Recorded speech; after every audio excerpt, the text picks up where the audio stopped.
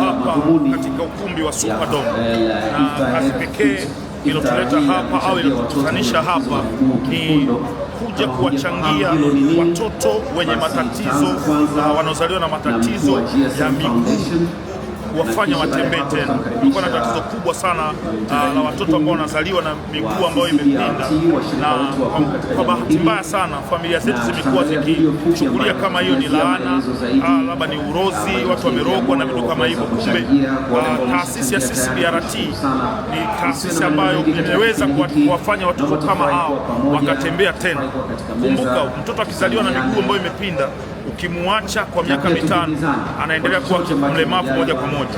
Sasa GSM Foundation iliamua kwamba mwaka huu watoto zaidi ya 400 watalipiwa kwa kutumia GSM Foundation. Imeandaa futari hii ambayo imeandaa makampuni tofauti yamekusanyika hapa kwa ajili kwa pamoja kuwachangia watoto 400 ili waweze kutembea tena. Tuendelee kuwa pamoja hapa ili niendelee kukupa yale yanayoendelea hapa ndani ya iftari ya GSM Foundation. Naona unamwona Mr. Mwemba.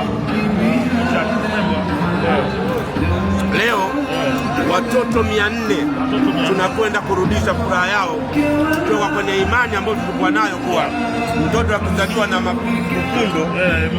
miguu tunaamini kuwa ni uchawi au laana kwenye familia. Laza inatibika. Muunganiko kati ya CCBRT na GSM, na wewe Mtanzania unatufuatilia sasa hivi, tunakwenda kuandika historia pamoja. Tunaenda kuwainua kwa mwaka